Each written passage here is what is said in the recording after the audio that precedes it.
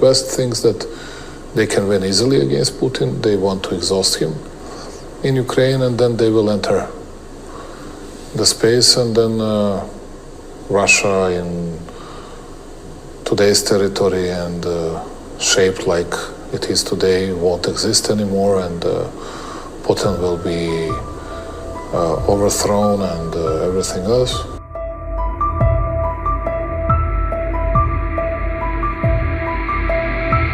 Train has left the station and no one can stop it. And it looks like that, and I believe that we are getting close to the last days of possible rethinking and reconsidering of everything that is happening in Ukraine. If those big powers don't do anything in a short period of time, yes, I'm pretty much certain that we'll face a real disaster. If you bet on the fact that someone is bluffing, it means that you have no better cards. But you just believe that the other side has weaker cards, and you're not sure about it because you don't know and you didn't see his or their cards. Everybody is speaking only about war. Nobody wants to reach the peace. Nobody speaks about peace. Peace is almost a forbidden word. And please notice this. Because they say we need to win in order to secure future peace, but nobody's speaking about a peace, and then okay, you negotiate it. But you have the other side, you have to have the other side on the table as well. It's it's very strange to me that no one is actually attempting to stop the war. There is another theory which I can understand, which I don't say that I do approve, but I understand that West thinks that they can win easily against Putin. They want to exhaust him in Ukraine, and then they will enter the space, and then Russia in today's territory and shaped like it is today won't exist anymore, and Putin will be overthrown and everything else. Well, maybe that's possible, but do you think that is possible? Is it possible to use Ukraine to weaken Russia? Well, it weakened Russia anyway, but is it enough to destroy Russia and to overthrow Putin? I don't believe so.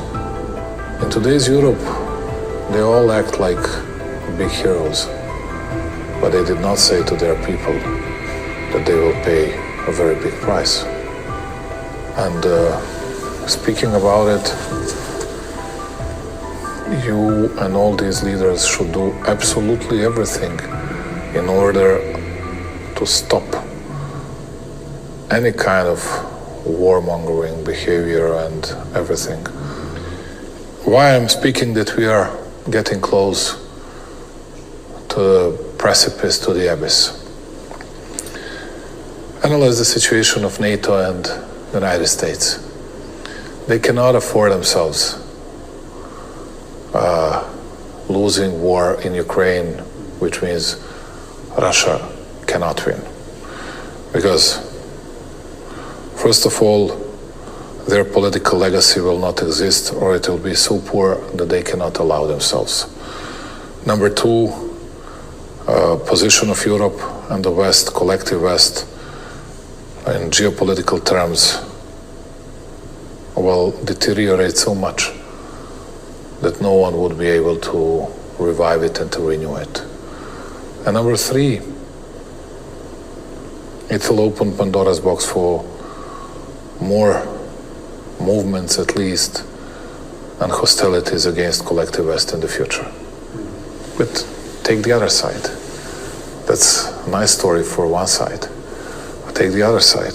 If Putin loses the war, Russia will not exist and won't be shaped like it is today.